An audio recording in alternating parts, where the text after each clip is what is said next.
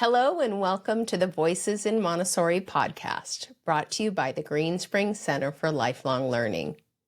I'm Tamara Sheasley-Ballas, and in today's episode, we're talking about sharing concerns and observations with parents in a way that builds the partnership. My guest today is Dr. Gulzar Babool. Gulzar is a 20-year Montessorian with primary, elementary, and leadership credentials. She serves as the director of Shelton Montessori Training, a key component of the Shelton School's outreach department in Dallas, Texas. In her role, Gulzar guides adult learners through their practicum year as a field consultant for AMS training centers. She also instructs courses in the elementary 1 through 2 and administrator programs at the Shelton Montessori Training Facility. Gulzar is the vice chair of the AMS Teacher Education Action Commission. She frequently presents at the American Montessori Society's National Montessori event, and Gulzar has been a panelist at the MACT Symposium. So welcome, Gulzar. I'm so happy to have you here today. Thank you for having me, Tamara. I'm excited to be here. I've heard a lot of your podcasts, and it's really exciting to be part of one. So thank you for inviting me. Well, I've been reading your articles in AMS Life, so that now I get to put a face with the person who's writing these articles. It's so fun to have you on. And today you're going to be talking to us about how we share concerns and observations with families in a way that builds partnership, which is such a key component for healthy classrooms. So Absolutely. I'm so glad it's such an important topic. So I'm going to ask you to start by talking, how do you approach parents and build the relationship? How do you build the foundation with families so that you have the relationship in place that you need when you have to go to them to share things that they may be more resistant or hesitant about hearing? Right. Foundation for any relationship, any sort of, whether it's school or personal, it's trust and authenticity, right? And what parents, especially in schools, as I worked with a lot of teachers, being in my capacity as a head of school and now as a TEP director working with adult learners in different environments, the foundation for any of those relationships with parents, especially, what parents want to know is whether, do you know my child? Do you know who he is as a person? Not at a superficial level, but at a personal level. How do you know my child as I know my child? And I think that comes with developing that trust and showing them that you care, that you are taking time to get to know those children in your classroom. And especially in the first 6 weeks when we are focusing on normalization, part of the normalization process is to observe those children and pick up things that are unique to them, that they bring to your classroom environment. And sharing those anecdotes, taking time to share those anecdotes with the parents. Hey, I noticed Susie did so and so, or, it was so kind of Tamara to, do this for her friend when she was sad. Something very specific, something that is very honest, something that defines them as a person. And when you bring that to the parents, they start trusting you and they say, you know what? This teacher really cares about my child. She is taking the time in her busy schedule to get to know my child. And that speaks volume. It doesn't take a lot of time, but it speaks volume to the parents because parents are trusting you with their child, right? Their prized possession. And they want to know that they will be okay, that they will be with somebody who cares for them. And you need to show that first. And when you create that relationship based on those authentic observations, which is so key in Montessori, right? But telling them, not focusing on what they know, what they can do, what they cannot do, none of that, but just getting to know them at a personal level.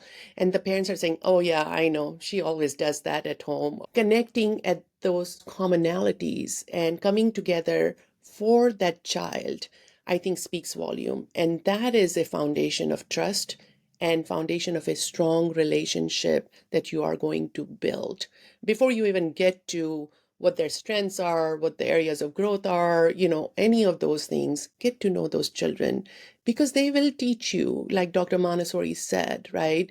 They will give you what you need to know. You just need to take the time to observe and observe with intention, right? Not at a superficial level, but getting to know them, building relationship with those children. Because when you build relationship with those children, they go home and talk about it. So if you say one thing to the parents and the child is going and saying a different story, they're going to believe their child, not you. So it's important that, it is authentic. It is not something you're making it up, because kids are very honest and they will rat you out. They will tell you exactly what's happening in the classroom. And of course, the third part is your nonverbal. So you can be saying, Tamara is wonderful, and rolling your eyes, or having that sigh, or those non-verbal cues are so important. And at the end of the day, when you are meeting the parent, or in the evening programs at the beginning of the school year, you are tired, you are stressed, but being authentic at that time comes through. Your nonverbal will support your verbal communication, and I think we need to be mindful of that, especially if you have a face like me. Face tells everything.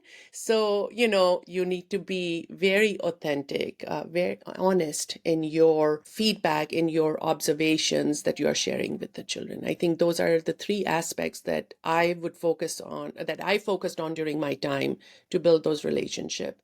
And of course, it takes time. It doesn't happen the first time you say it. You have to build that over time. You have to invest in those relationships. So I think that's important as well. It's so beautiful. And I have to say, I agree with every single word you said.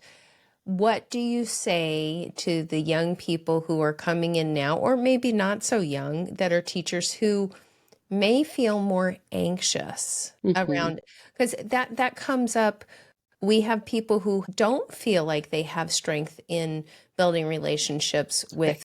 parents, and they get nervous and can Right. feel defensive, Mm-hmm. right? And can you Right. talk a little bit about what you recommend for Right. those folks? So, when teachers are nervous and they don't know how to build relationship, right? Checklists work beautifully, right? They are very checklist oriented people. It's like a to-do list. And so I tell them, your to-do list is, first find three things that are unique to that child. Oh, I can't find it. Sit and observe, and they will teach you what's unique about them. And it has to be small things. It doesn't have to be big things. It could be that she always smiles when you talk to them, right? It could be that she goes and gives a hug to another student, or he always pushes his chair in. It could be simple things. It doesn't have to be big things. I think we try to focus on big ideas or big things, or let's focus on small things, small stuff. They speak volume because you are getting to know them at a personal level. So checklists work well. So what are your three things that you're observing? And you are going to take one of those. And if you have to write a sentence, this is what I'm going to tell this mom because I'm intimidated by this mom. I feel like she's always judging me because I'm young or I don't have enough experience. I write a sentence. What will work best? Now we have AI. Put your thoughts in. Let AI tell you a sentence and practice that sentence, right? And then, have a smile on your face. Have a smile on your face, because nobody wants to talk to a sad looking face, as stressed as you are, right? Have a smile and say, good morning, Miss Babool. So glad Jasmine could be part of our class. Let me share you something. I noticed, always start with, I noticed that she always has a smile on her face. She's such a happy child. And that's all you need to say. And the parents will do the rest, right? Because they want to speak about their children and they'll give you more information that you need, and you attentively listen, and you are intentional about it, and you're present in that time and make mental notes on what's important to that parent, because they'll tell you at that time.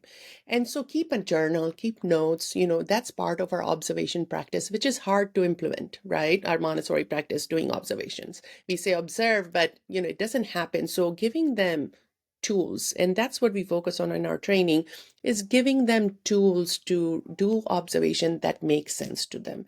Some like to have sticky notes, color-coded sticky notes. Some like to have journal where they write anecdotes.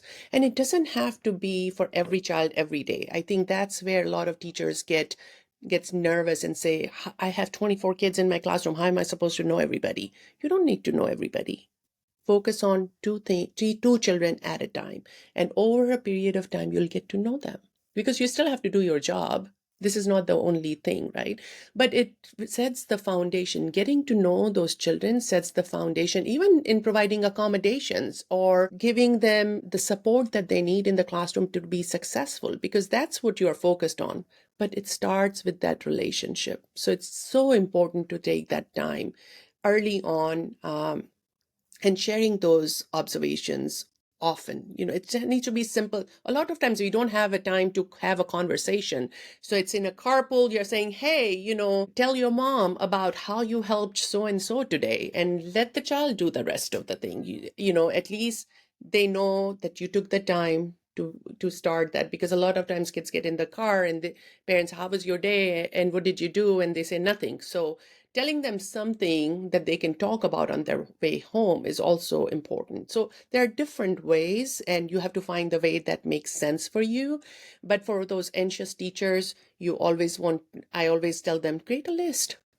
Create a list, and that seems to help them calm their nerves and find support. And then you have those parents who, regardless of what you say, they'll say, okay, and they move on to their child, right?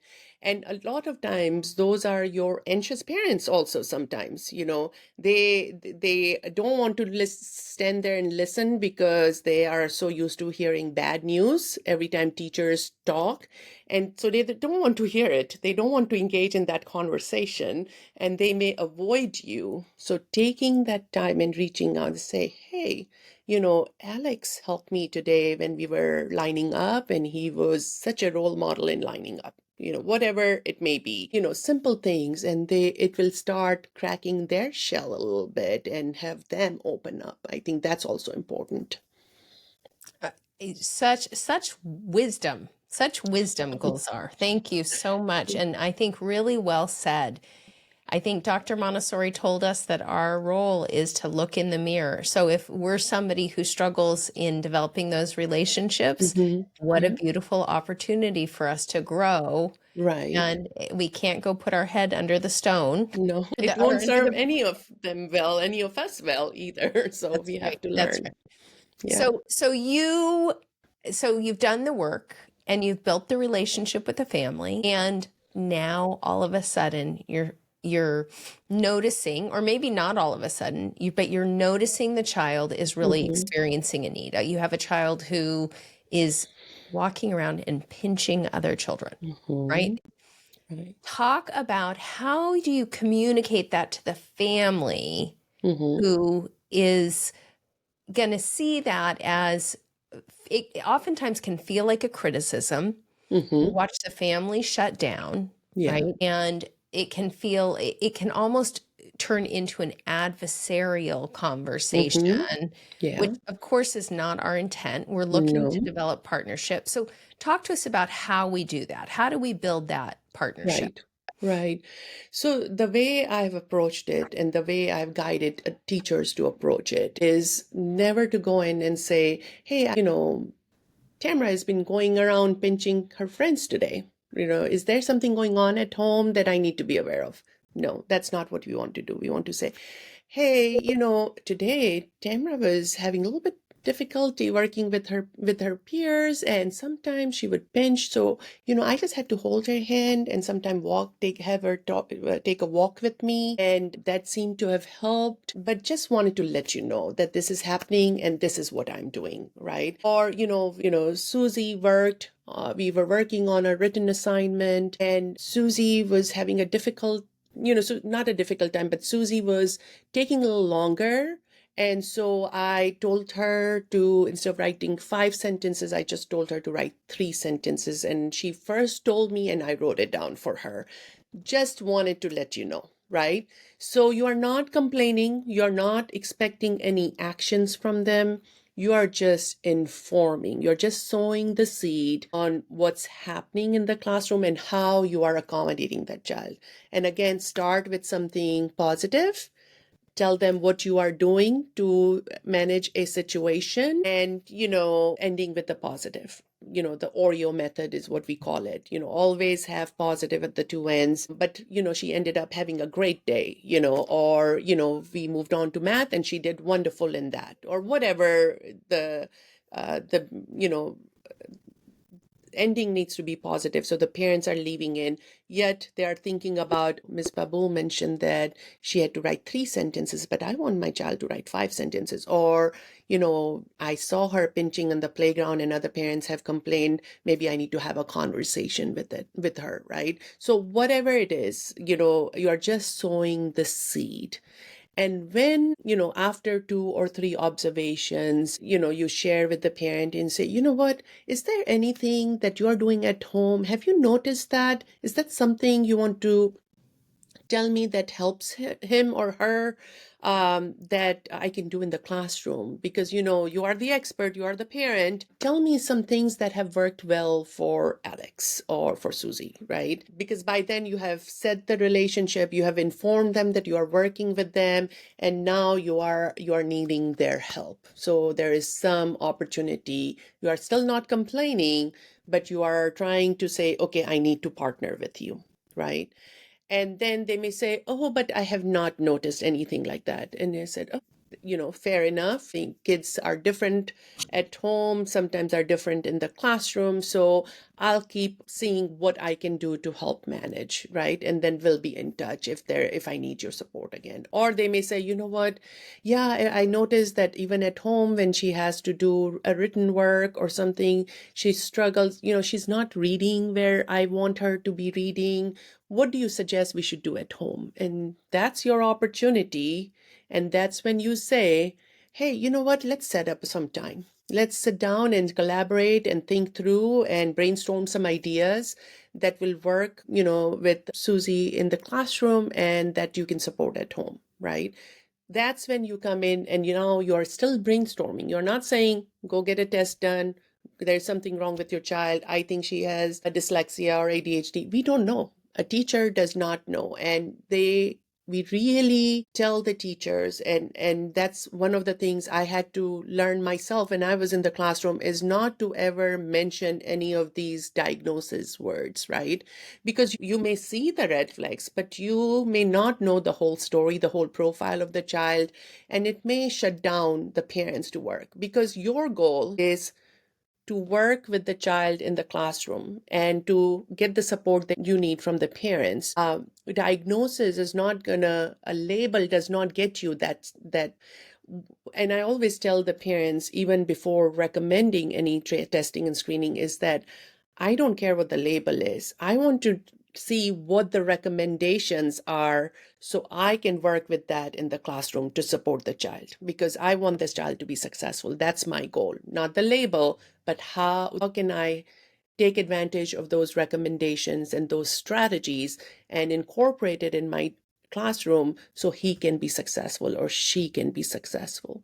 And it's very important to have that conversation with the parents, because they don't want the label, right? Some of these students who need accommodations, their parents have struggled with them, right? And so there may be some PTSD related to that from their own schooling, and they don't want their child to suffer through that whole thing again. And so there may be denial, there may be grief, there may be some things that they know it's coming, but they want to avoid that conversation.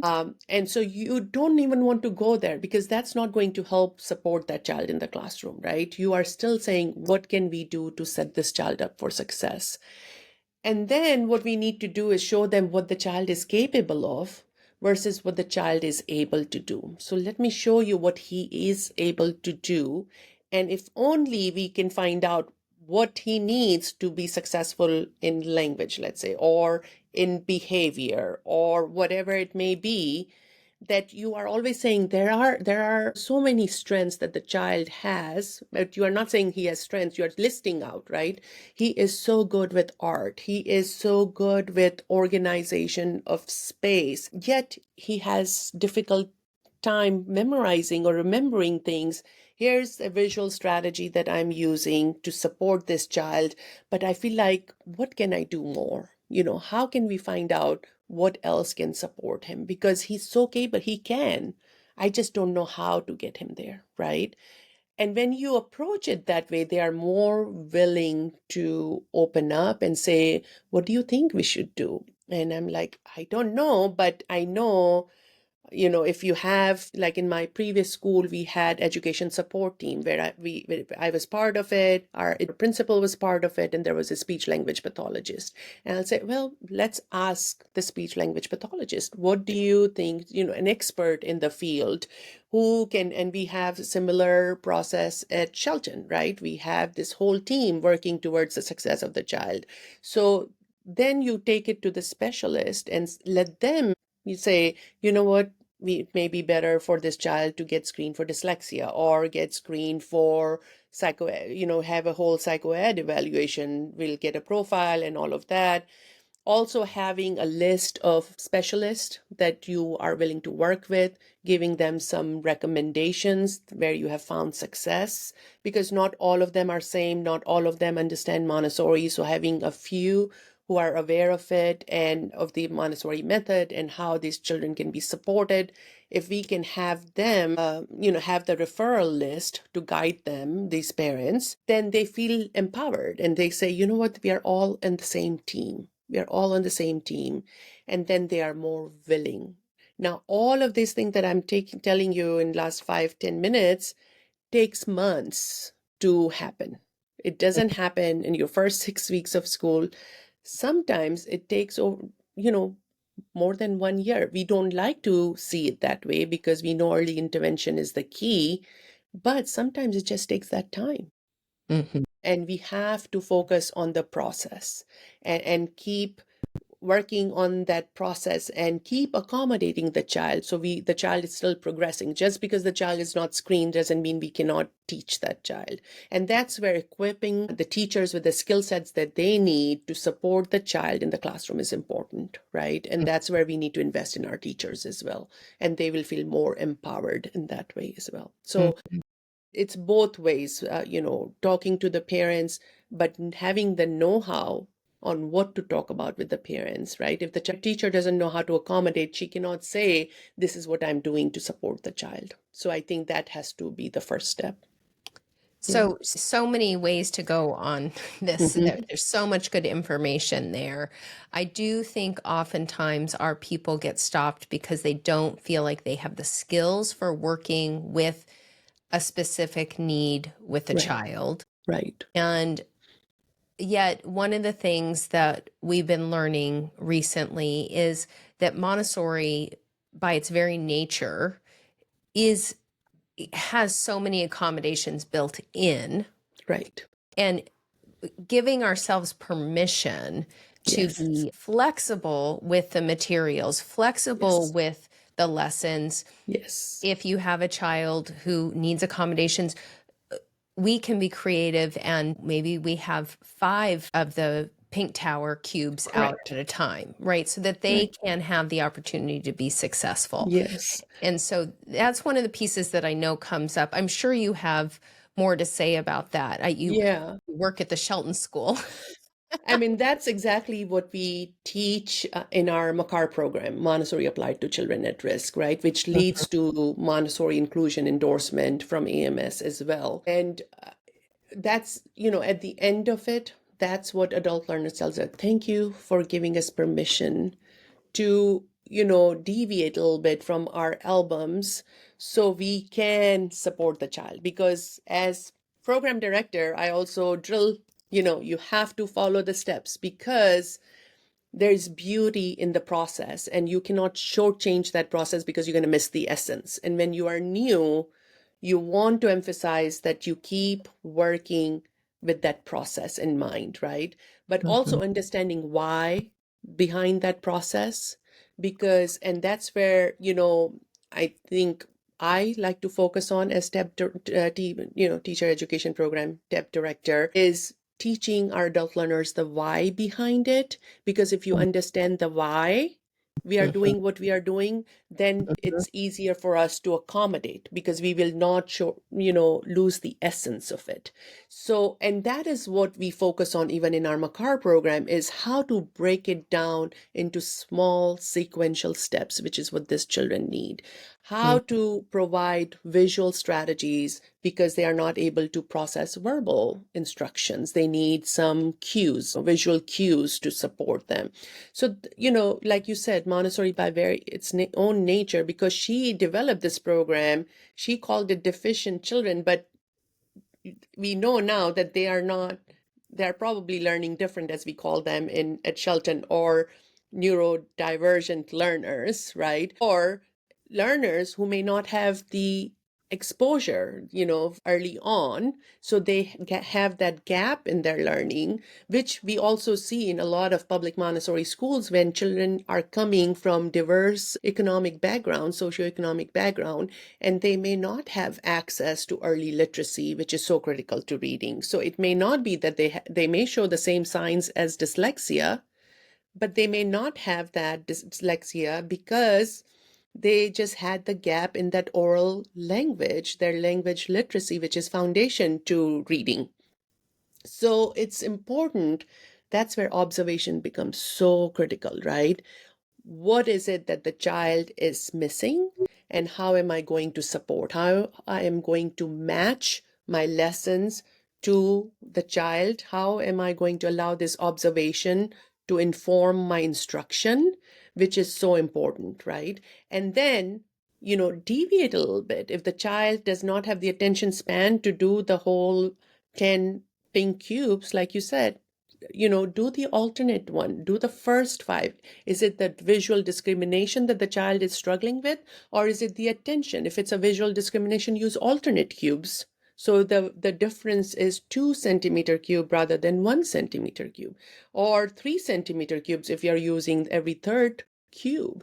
So there are a lot of ways to go about it, and teachers want to learn. Teachers want to know, right? So it's important that they know the typical way of presenting, but also know how they can make accommodations based on the needs of the child to match the presentation through the child. Is it important that the child does 10 STEM game problems in one lesson? Or if we are focused on the operations, can they show you that they have learned it through 5 problems or 3 problems, right? We want to set the child up for success, because when we set the child up for success, they want to do more. When they feel successful, I did it, right?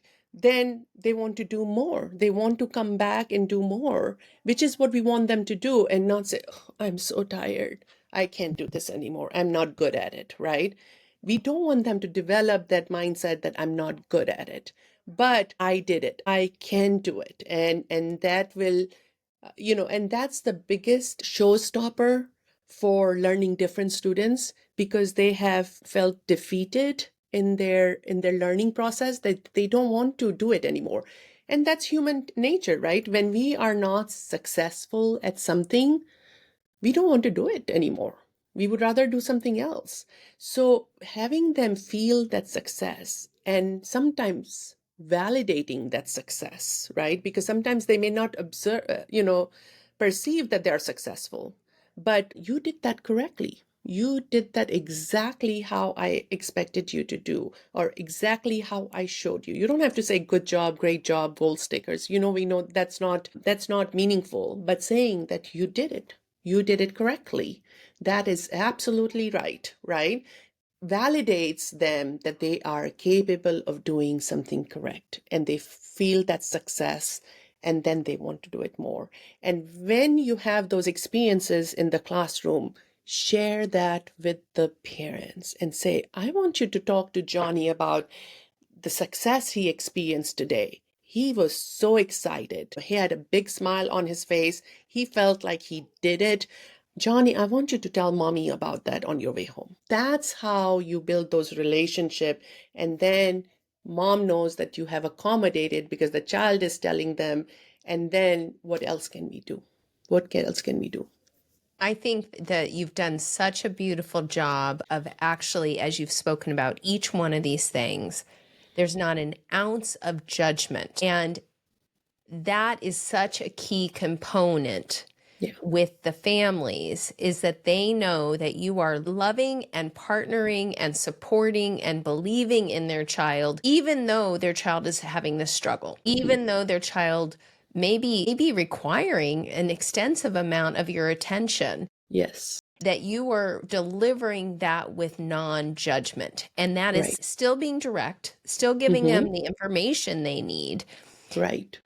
but doing it with clarity of love. Because oftentimes the piece that I see happen is we have to support the family in knowing that their job is to love the child that is in front of them, even though they're all of a sudden, especially with the young ones, you know, we have such hopes and dreams as parents. Yes. And we have this little person come into our lives, and they are never who we expected them to be. We have these visions of motherhood, as you know, and our parenthood. And here's this little human that shows up, and all of a sudden they're flawed. Yeah. They're beautiful and wonderful and flawed. And the flaw is part of the beauty, but you don't know that as a young parent. You You think, don't. "Oh my gosh, he has learning challenges. Right. He's struggling with reading, he's struggling with behavior, he's struggling with." And you as a parent, how do you support the parent in loving that child who's there in front of them, knowing that they're still perfect in their imperfection? Yes. And it all starts with parent education. And one of our instructors in admin program, she said, I'd never call it parent education because this parent are educated. She calls it parent development. And I said, I love that. It's such a growth mindset terminology, right? Parent development, because we are, as parents, developing and growing as our children are growing. Our parenting strategies change. I am not the same parent I was when my daughter was first born, to where she is not right now. We evolve as parents. And I think parents need to know that you will evolve in your parenting skills. You are not going to be the same parent, but for that, you have to learn and grow, because children don't come with a manual. Everybody, we have those milestones and those guides, but that's a range, and not every milestone will be met when it needs to be. And that's when parents, especially young parents, get like, okay, what do I do? What do I do? They get panicked, right? They get anxious, and that they will never be successful. Their child is doomed because they're not meeting this milestone. Well, that's not the case, right? How do we first make them feel comfortable that it's okay? Telling them that it's okay. He will get there. He will graduate from college. As long as we support him, we love him, we guide him, and get him the support he needs. Sometimes it's support we can give. Sometimes we need to find external support, right? So it is important that we, as part of school, as part of that, part of our job, and I always tell this to our adult learners, part of your job is not just to teach the child, but also teach the parents. Educating the parents is also part of and sometimes educating your administrators if they are putting unnecessary pressure on you, right? So that is important. So, and then as a school, it is important to do some parent education program. At Shelton, the parents are required to attend 6 required parent education nights. In my previous school, we did parent education night. In fact, I was responsible for it as my first job at that school, is to create those parent education nights once a month or every 6 weeks. And not, you never get 100% attendance, but there's something you always send home. Now with the Zoom or recording platforms, you can even record that and send a recording home, right? And that is so important, and that is an important part of our administrators program as well, is how to provide parents the information they need that they don't know that they need, but you know that they need, right? That's right. And so, how do you give them? And then, with everyone's short attention span nowadays, they need it in bite size, Mm. right? You cannot do long sessions. It needs to be 45 minutes. It needs to be practical skills based, right? What is it that I can do? 3 things I can do starting tomorrow, something like that. And educating them about learning differences, neurodivergent learners, that there is nothing wrong with them. In fact, a lot of our successful people were neurodivergent given the support that they need because they have certain gifts that your neurotypical learners don't, and that is what sets them apart and sets them up for success. So knowing that, just because they have a learning challenge, that they will not be successful, I think that is their biggest fear, and telling them that, well, that's not true, because he has all these gifts, and if we support them with this part, he will excel. And I think showing them that you trust their child to be successful, showing them that they have the strengths to be successful, showing them that you are there to guide them through to reach their potential, is comforting to the parents, because somebody else is believing in my child, so I should be believing in my child, and this is how. So I think that is also an key component of sharing your concerns and your observations with the parents, but also sharing that comfort, that confidence, right? That, I see this, it happens, this is how we are going to do it, keeping it very action oriented, right? Very much focused on the steps we are going to take to fill in this gap that we see at this time, right? This is something you can do 1, 2, and 3 at home to support that child. And that goes even with your neurotypical learners, where, where parents are doing everything for the child and they cannot do anything in the classroom. They sit there and they look at it and you have to direct, teach everything, right? That defeats the purpose of that independence. The child has never experienced independence. So how can they find joy in a Montessori classroom, right?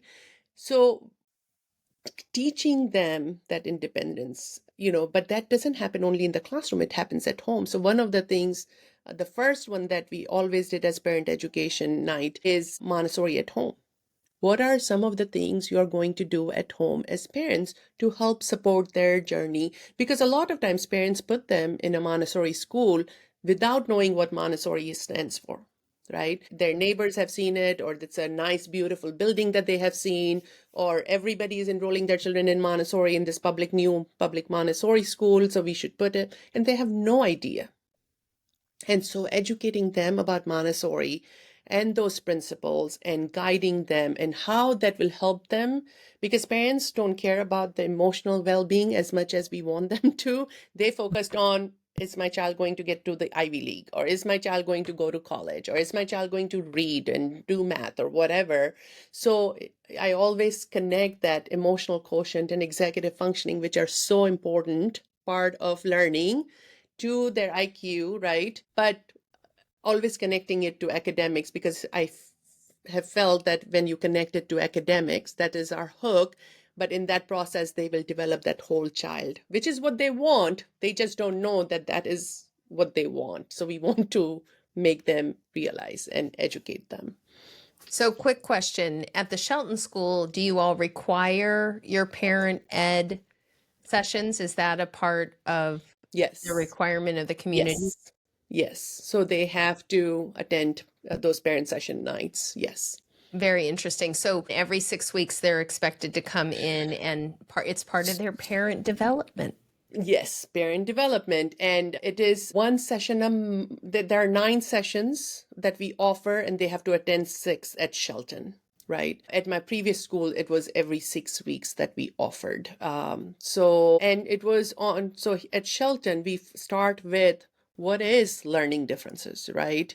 Mhm. And knowing them. And one of the best parent session that we do, and that's my favorite, is a simulations night, which is where they go through the actual simulations by IDA and understand what the struggle that children are feeling. Because it's one thing to say, oh, I know he struggles, I know, but you really don't know what it means and the cognitive power it requires for them to do a simple task, which a neurotypical learner can do it automatically.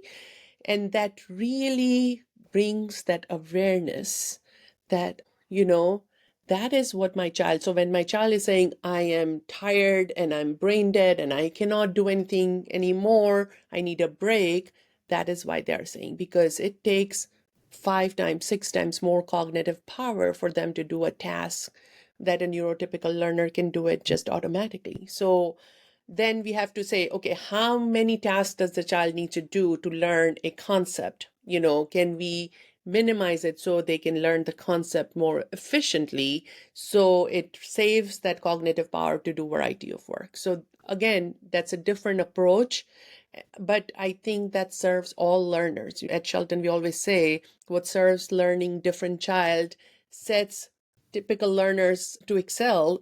It's important that we focus on the child and the gifts that they have and the areas of growth that they have, that we can provide support so they can reach their potential. And every child has their own path, whether they are neurotypical, whether they are neurodivergent. And the way we get to know how to set them up for success on that path is through observations. And that's the key. That's the key in a Montessori classroom. So, so another question for you. So Mm-hmm. you have this beautiful framework. You've talked to the family. You've come in. You've acknowledged the small things that you're seeing and really acknowledged the spirit of who the child is.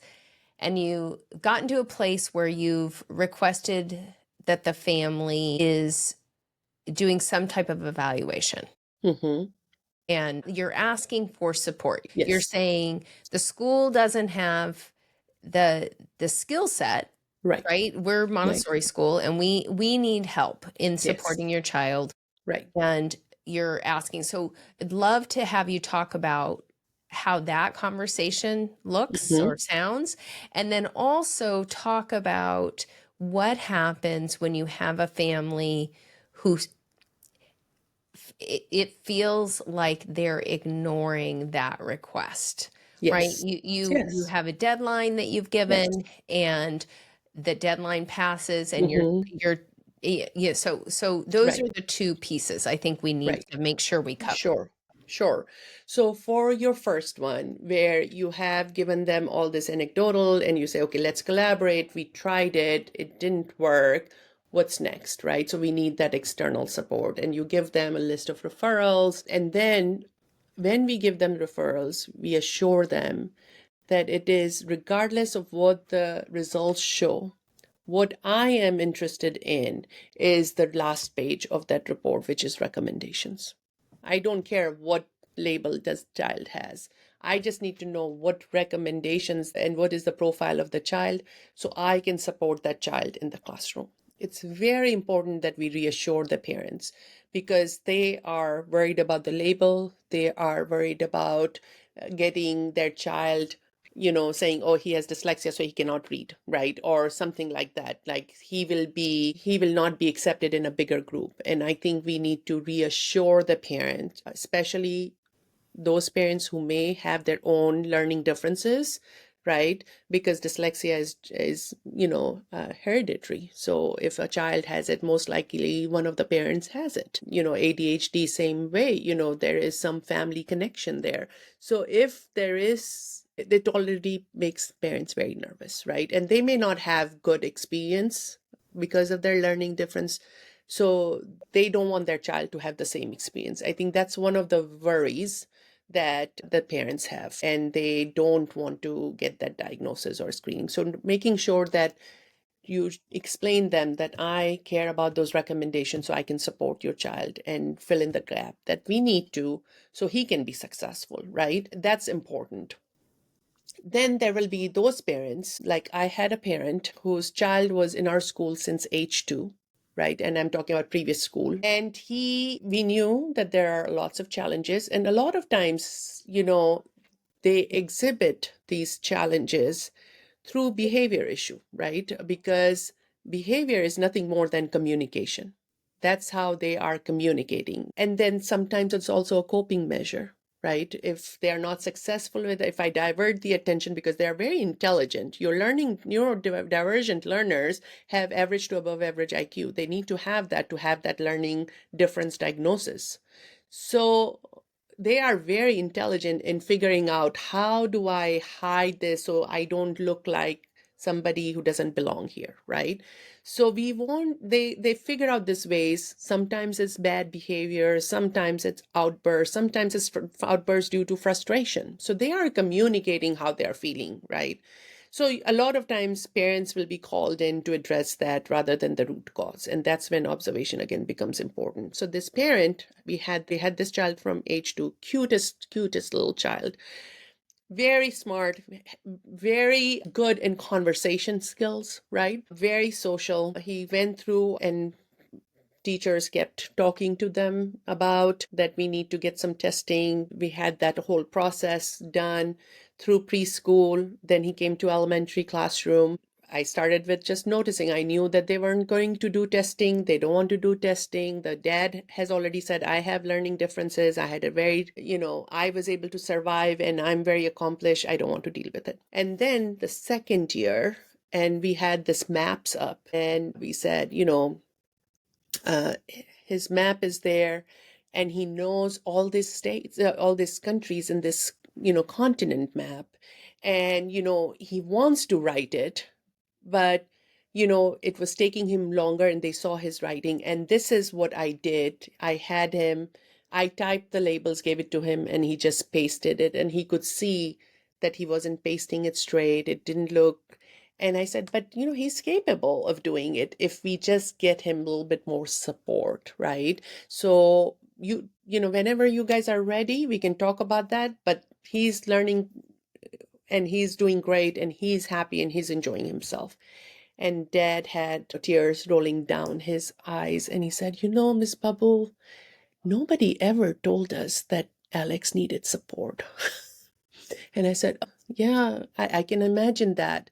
But if I'm ready whenever you are, let's have a conversation. Let's find him support, right? Even though I knew we have been telling him that parents since toddler and 3 years of preschool, and last year he was in my class, yet nobody ever told him. And then, we did testing, and he needed more than what we could offer. And he was referred to Shelton. And oh my God, he was here and successful, went to college. He's graduated college now. Amazing journey, right? But he needed that. It wasn't enough on what I was able to provide him there. So sometimes it takes years. It's a process. That's why we have to be patient. Unless it was a disruptive behavior in the classroom where it interferes with everyone's learning, then we would recommend that parent out and say, you know what, this is not a good environment. Maybe here are some other options. But for the most part, if it's just learning differences, we kept them and we keep supporting them the best we can. And that's where the education support team came into, somebody who has the knowledge and expertise on how to accommodate and providing that support in class. So I think that's also very important as part of the school, is having that. And then there were some who refused even after all these years. And that's when, as a school, and you cannot make that decision as a teacher. And that's where you have to have a conversation with your principal or whoever your leadership team is, have them come and observe and say, this may not be a good match for our school because he's not getting the support that he needs, and he is interfering with other people's learning, right? When it becomes disruptive to other students in the classroom, that's when we have to bite the bullet and say, you know what, this may not be a good match, and we have to be okay with it. Or sometimes it may be that, yes, the child could be performing at this level, they're just not there because the parents are refusing to accommodate. This is all he's going to produce. This is where he is. We are doing the best we can, and parents are okay with it. And it's really sad at that time, really frustrating for a teacher. But at the end of the day, it is parents' responsibility, right? So, and a lot of that happens when the child has to be medicated and parents don't want to medicate their children, and you see a difference. So as long as you can manage them in the classroom, you're fine, and provide those accommodations. Again, going back to having the teachers, giving the teachers the skill set they need to support the child. I think a lot of times frustration happens and parents leave or teachers leave, or there's a lot of stress, or they cannot because they don't have the skills. I Mhm. think that's what the bottom line is. So providing that skills to our teachers and equipping them with the information and the knowledge regarding learning differences is also extremely important. Well, and I think so much of what you said is so resonates, and I think we also can help families by asking questions to help them understand what's in the way for them, because Hmm. oftentimes it's their own feelings of concern or fear, and but they are not aware. We They're live in not a aware. society where we don't spend a lot of time thinking about our own feelings and Yes. what could be stopping us, or what. Yes. And we have had some success, not always by any Right. means, but some success in helping families to identify their own fear in that a label might define the child, Hmm. or because that is often what we see is in the way. They're afraid of Yes. them being labeled. They're afraid Right. of how the world's going to hold their child if they have this Right. diagnoses. Right. And I love what you said about telling them that for us, it's about the last page of the report. We're Right. just looking for the accommodations. We're Right. really looking at how we support your person Right. here. And the more information we can have, the better. Yes, absolutely. Absolutely. And, we have to also understand that parents go through their own grief cycle because they expected this perfect child who is going to end up in an Ivy League, like you were saying earlier, right? And then they realize there are flaws, and those flaws can be their strengths as well, right? But they are not seeing that. So when they see that there's something wrong with, they go through this grief cycle themselves. Some go through it faster, some stay in certain stages of grief. And at that time, it is important for us to say that, confidently and calmly, it's going to be fine. This is what we need to do, but he's going to be fine. And giving them that extra hint, holding their hand, supporting them, saying it's going to be fine. He's going to be successful. He's going to do what he's set out to do because he can, because we are giving him the support he needs now. And early intervention is key because it's going to set a stronger foundation for this child. And I think it's so important to validate that parent's feelings, because sometimes we say, oh, that parent, he just, I don't know why they're fighting me on this. I want that to support, right? But we have to put ourselves in their shoes. And it's never easy if somebody tells us there is something wrong with our child. It's Mm. never easy, right? And so validating their concerns, understanding their concerns, showing them compassion, and saying, it's going to be fine. You're going to be okay. He's going to be successful because you're doing what you need to do to support this child. And I think it's so important to do that. And we sometimes don't take that time understanding their perspective. And I think it's important to do that. Mm-hmm.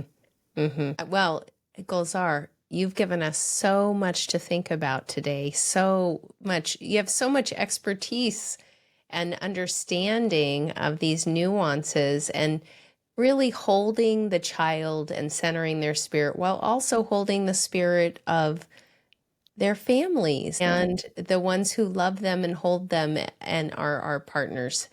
Thank you Yes. so much for spending time with us today. Absolutely. It's such an important topic, and sometimes we don't put that attention that it needs working with the families because we're so focused on the child. But it is also important, like Dr. Montessori said, to focus on their environment, and their parents are part of their environment, and we need to support them too. So thank you, Tamara. It's a pleasure being here, talking to you, and thank you for giving me the opportunity. I'm just sharing what I learned in my career and what worked for me working with the parents. And hopefully, that if this can help other teachers and educators to support their families, we all need to stand together because children are our future, like Dr. Montessori said. And we just need to make sure we set each child up for success and whatever we can do to support them in the process. So thank you so much for having me in your program.